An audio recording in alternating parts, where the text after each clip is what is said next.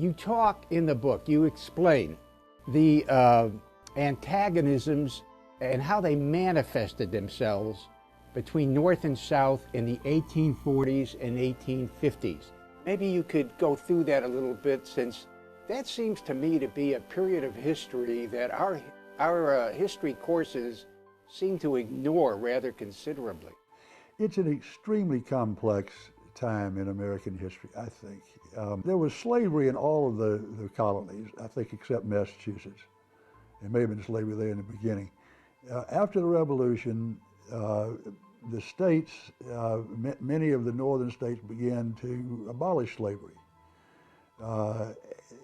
It was not abolished in the South.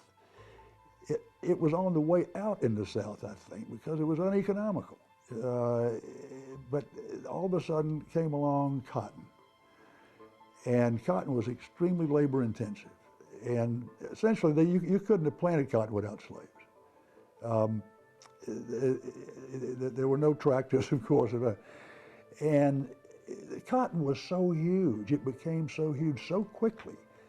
And you have to remember that by 1859, 1860, cotton accounted for 80% of all the trade revenues of the United States. It was enormous, and it wasn't just a few planters who were wealthy. Everybody was getting rich on cotton. The guy that ran the steamboat, the lawyers, doctors, the druggists, the guy who owned a warehouse, all of these people, the entire South was driven by cotton.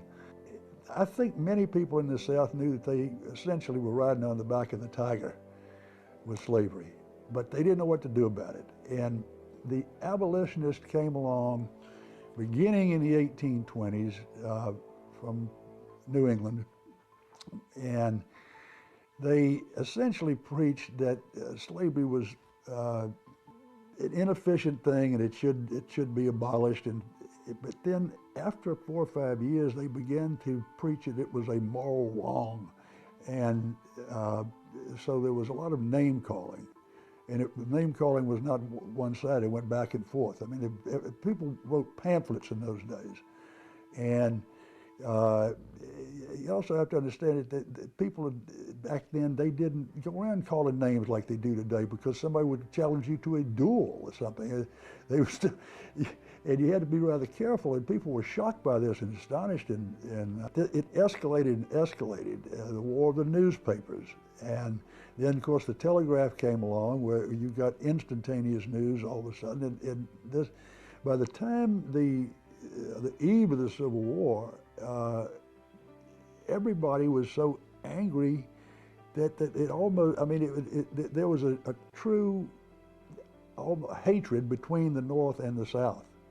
As a matter of fact, there was a theory that was rather popular, actually. I think Jefferson Davis ascribed to it, and Admiral Sims and some of the Southerners, that what they call the Yankees were an entirely different race of people from them, that they had been descended from the Roundheads of Cromwell in England, and had disturbed the peace in England by murdering King Charles, and then they disturbed the peace of Holland when they went there, and they came back and went to New England. They were humorless, and they were money grubbing and so forth. This was the theory, as opposed to the Southerners, this theory went, who were descendants of the glorious the Restoration.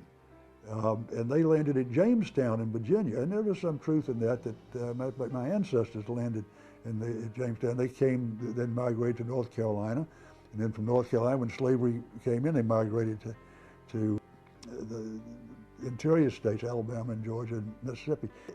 That's sort of a brief history of it, the rancor between the states that almost by 1860 could have been solved by nothing else but war. Point out that what they call Southern yeomen, the small farmers, they had been trained to think that the Northerners were their enemies and evil, and so they fought like banshees in the Confederate armies, even though they didn't own slaves, and to a significant extent didn't have that much at stake. Although, as you point out, the entire Southern economy was pitched around the plantation, so they had something at stake. Well, they did. I mean, even the small farmers, they could grow a bale of cotton and make several $100s, which was worth a lot of money in those days.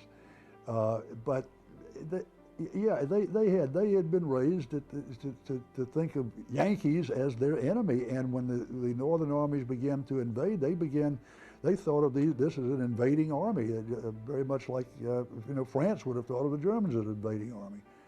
I think Shelby Foote used to love to tell a story about a Union colonel who was questioning a Confederate private after having captured him, and he asked him why you Southerners were fighting.